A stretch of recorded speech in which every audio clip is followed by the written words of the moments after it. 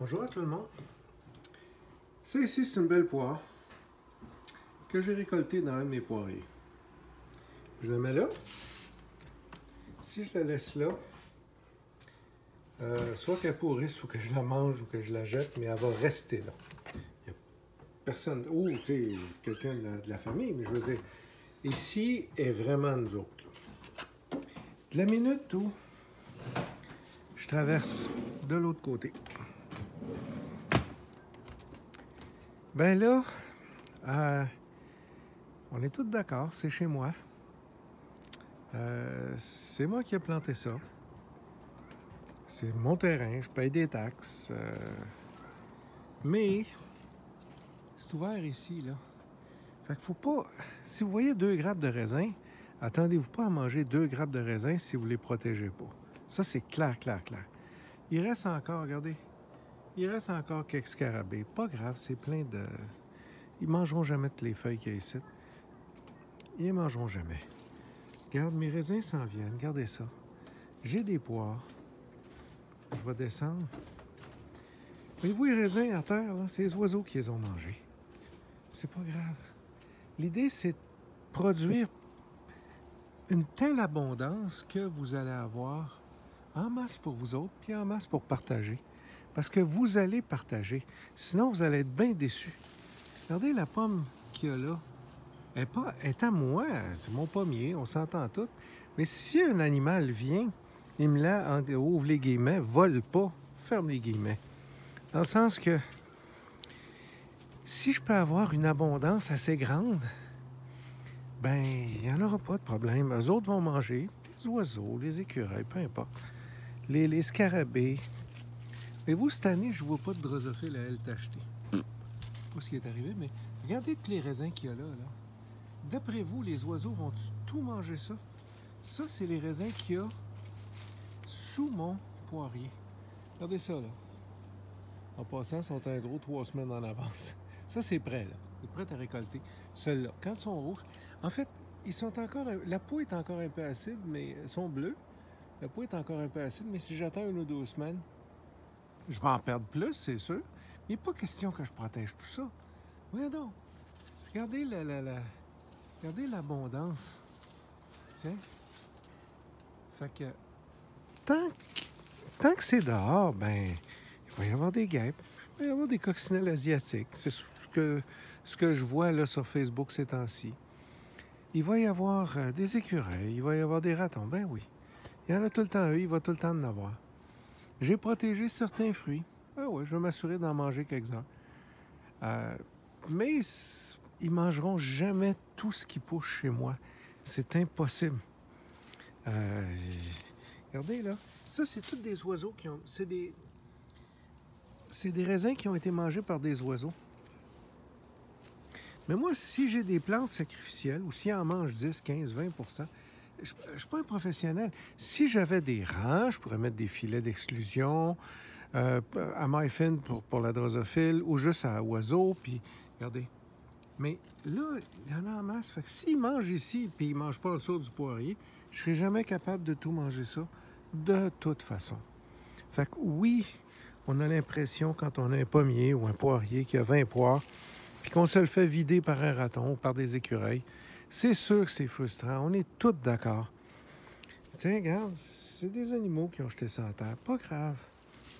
Quand votre arbre va venir gros, un pommier, là, ça vit plus que 100 ans. Ça veut dire que planter un pommier plein de grandeur, il va nous enterrer. Tout le monde qui est sur Arboussier Québec, là, ben, ce pommier-là va tout nous enterrer. Fait que, regardez bien, là. Ça ne donne rien de faire des boutons si on se fait voler les 10 premières pommes. Regardez, les oiseaux, ils sont là-dedans. Ils ne mangeront jamais ça.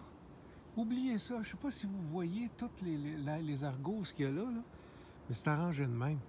Ben oui, il y a une couple de jaseurs ou cardinaux qui viennent de temps en temps m'envoler quelques-uns. Regarde, ça, c'est un fruit volé par un cardinal. Ben volé.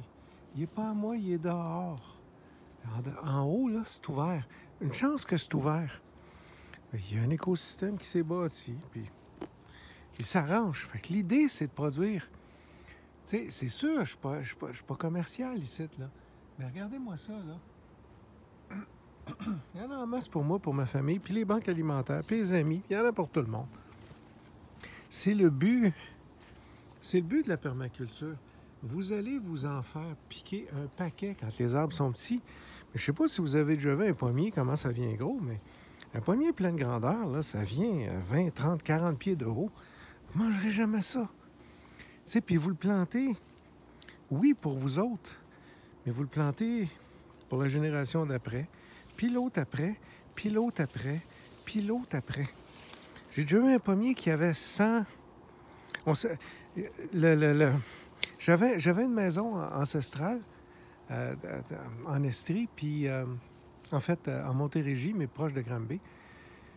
Puis mon voisin m'avait dit que l'arbre était aussi gros que ça quand lui était jeune. Puis mon voisin avait déjà 80 ans, il y a 20 ans, ça fait il y a 30 ans.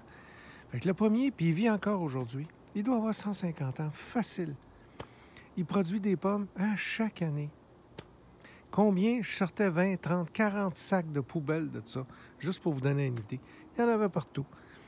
Fait qu'on plante un arbre, oui, on le plante pour nous autres. C'est le fun d'en avoir pour nous autres. On est tous d'accord. On le plante pour nous autres, pour nos enfants, ou, tu sais, nos neveux, nièces, pour leurs enfants, eux autres, puis leurs enfants, puis leurs enfants. Fait qu'à un moment donné, c'est toujours frustrant de se faire voler les 2 premières pêches ou les 10 premières pêches. Mais protégez-les. Puis si un raton les bouffe, ben c'est arrivé, c'est tout. Il va y en avoir d'autres l'an prochain, puis l'an d'après, puis l'an d'après. Le pommier, là, il n'est pas mort, ce pommier-là. Il y en a pour un tabarouette de bout, ce pommier-là. Fait que, soyez zen, si vous êtes capable. C'est pas une défaite, c'est juste... La nature est faite comme ça. Hey, je vois des grappes là, qui sont grosses, ça n'a pas de bon sens. Ce qui pousse dans mon pommier. Wow, je vais aller chercher ceux-là. Soyez zen, ça arrive. Dans les premières années, mon vieux poirier, je me faisais voler. Tant que j'ai pas eu plus que 100 poires, j'en mangeais pas. Les écureuils, les pitchaient à terre. C'était effrayant. Aujourd'hui, il y a tellement de fruits dans ma cour que ils sont jamais capables de tout manger ça. Il peut pas y avoir 50 écureuils en même temps dans ma cour. Là. C'est territorial, ces bébêtes-là. Fait que, soyez zen, c'est ce que je vous souhaite. Profitez de la vie. Puis oui, si vous faites manger, vous avez 50 grappes. Si vous voulez en manger, ben protégez-les avec un filet d'exclusion, un voile, quelque chose. Puis s'il y a un raton qui passe, il va tout arracher. Ça se peut. Mais plantez-en de plus. Si vous, Monsieur Gilbert Cardon était tellement beau, cet homme-là. C'est celui qui a parti le jardin des fraternités ouvrières. Il est décédé maintenant. Il disait, il y a des gens qui ne veulent pas planter un cerisier parce qu'ils vont se faire manger les cerises par les oiseaux. Il disait, plantez-en un deuxième, il va en avoir un pour les oiseaux puis un pour vous autres. C'est tout. C'est pas plus compliqué que ça.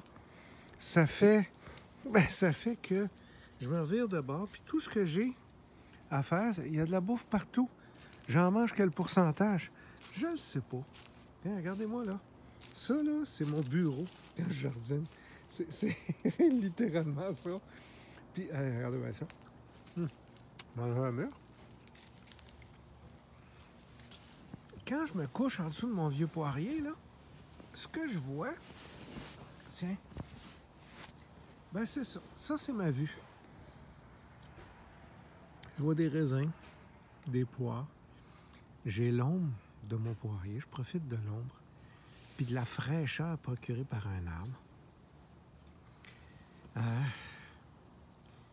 Ça vaut plus que juste les fruits, cette histoire-là. Là.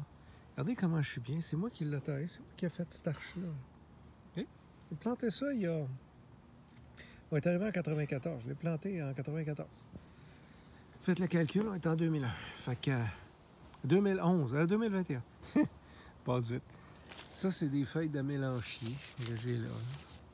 Il y a des poires. C'est ça un petit peu, là, c'est d'être...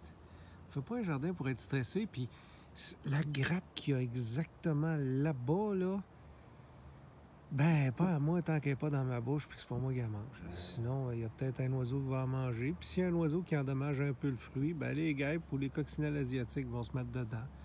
Ou les drosophiles, ou nos espèces indigènes, ou les drosophiles à ailes tachetées. On le sait pas. Regardez bien. Là. Il y a une affaire que je sais, là, la quantité de grappes qu'il y a là, je vais en manger beaucoup cet automne. Ben, cet automne, dans les prochaines semaines. Fait que je vous souhaite la sérénité, puis d'accepter que on n'est pas tout seul. Il y a la nature, puis la nature, c'est correct de partager avec elle. On perd pas, là. À un moment donné, ça finit par produire en malade, tout ce qu'on plante. Si vous saviez, tu sais, je vais glaner des fruits. Je ramasse des fruits, là, des arbres de propriétaires qui ne sont pas capables de tout ramasser. Écoutez bien, là, à un moment donné, là, on vient déborder. Pas la première, pas la deuxième, pas la cinquième année, mais après quelques années, oui, on vient déborder. Puis si vous plantez jamais d'arbres, ben vos enfants n'auront pas. Puis l'autre génération n'en aura pas. Fait que quand on en plante un, comme ce poirier-là, ça vit plus que 100 ans. Là. Ça vit 150 ans, un poirier. Ce poirier-là va être encore ici là, en 2100 quelque chose. Moi, ma date de péremption, là, c'est à peu près 2050, au plus tard. Fait que il va être là bien longtemps après moi. Fait que je sais pas qui va être ici, mais il y en a un dans la gang qui va être heureux, ou plusieurs dans la gang qui va être là en 2100, qui vont être heureux qu'un tweet comme moi ait planté un poirier. Puis qui a été frustré pendant beaucoup d'années, les premières années, parce qu'il se faisait tout manger ses poires. Aujourd'hui, je l'ai planté, j'étais dans la trentaine quand je l'ai planté, fait que je profite des fruits. Puis après, ben, ça sera peut-être mes enfants puis les leurs. Merci, au revoir.